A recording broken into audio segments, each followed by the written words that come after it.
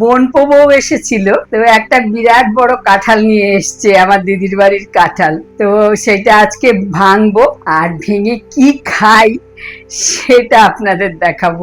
ঢাউস কাঁঠাল, তোলাও কষ্ট বাবা, অনেক ওজন। পোয়াগুলো কিভাবে ছাড়াবো সেটা একটা কাজ বটে। প্রথমে মুখের দিক থেকে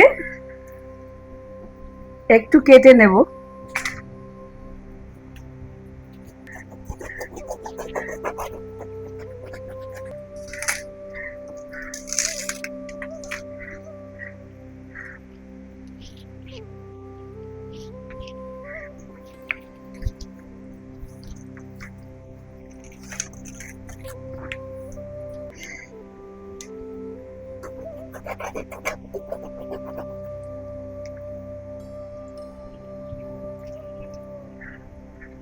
কাঁঠালের থেকেও এই চাপিলাগুলোকে অমৃত মনে হতো। ভাঙতে ভাঙতে খাচ্ছি বলে কিছু মনে করবেন না, এক জামবাটি বলা যায়, এক জামবাটি ভর্তি। এই গরমকালের সকালবেলায় ঠাকুমা একটা বাঁশের চালুনি নিয়ে এরম কাঁঠালকে ইয়ে করতেন, রস করতেন। কারণ কি, সবাই জল খাবারে এসব খাওয়া হতো। এই যে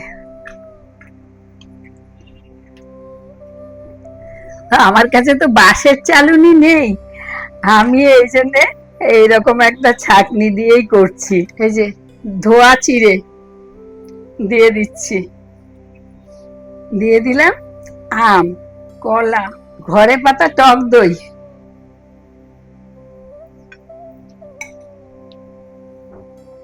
এই যে গুড়, কাঁঠালের রস, চিড়ে, কলা, দই, আম আর গুড়। চটকে ছাড়া মাখতে পারবো না। কাঁঠাল ভাঙতে ভাঙতে অনেক বেলা হয়ে গেছে, এরপর কিন্তু এটাই খাবো। এবার সকাল আর সকাল থাকবে না, সকালের জল খাবার খেতে খেতে আমার দুপুর হয়ে যাবে মনে হচ্ছে।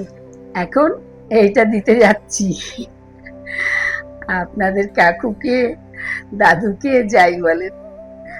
আর এই যে দেখেই খেপে যাবে।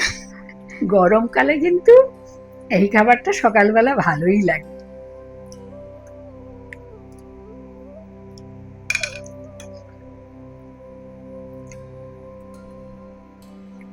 আমার মতো কেউ কি এইটা খেতে ভালোবাসেন? ছোটবেলার খাবার তো, স্মৃতি বিজড়িত খাবার এটা।